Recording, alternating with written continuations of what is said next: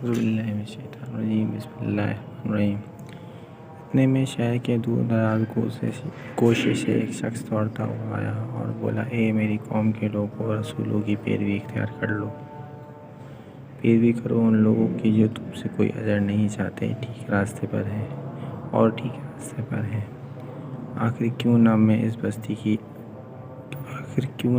ہستی کی بندگی کروں جس نے مجھے پیدا کیا ہے اور جس کی طرف تم سب کو پلٹ کر جانا ہے؟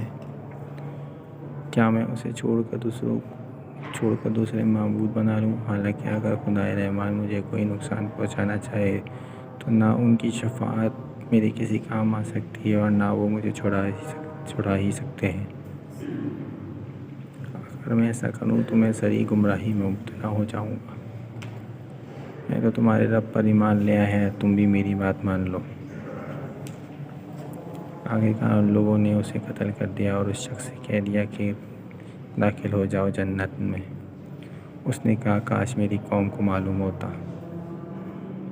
کیا میرے رب نے کس چیز کی بدولت میری مغفرت فرما دی اور مجھے باعزت لوگوں میں داخل فرمایا؟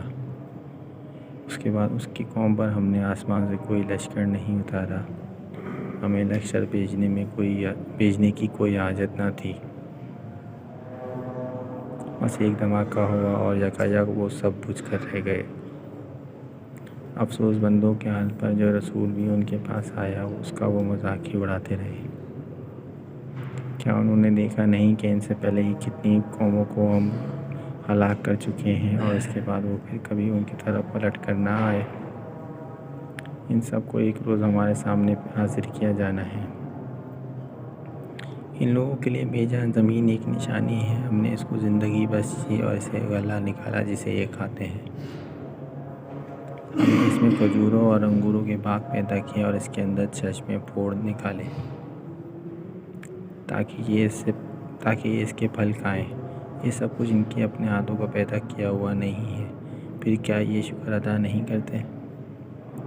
پاک و فساد جس نے جملہ اقسام کے جوڑے پیدا کیے، خواہ وہ زمین کی نباتات میں سے ہوں اور یا خود ان کی اپنی جنس یعنی نوع انسانی میں سے، یا ان اشیاء میں سے جن کو یہ جانتے تک نہیں ہیں۔ ان کے لیے ایک اور نشانی رات ہے، ہم اس کے اوپر سے دن ہٹا دیتے ہیں تو ان پر اندھیرا چھا جاتا ہے، اور سورج وہ اپنے ٹھکانے کی طرف چلا جا رہا ہے۔ یہ زبردست علیم ہستی کا باندھا ہوا حساب ہے۔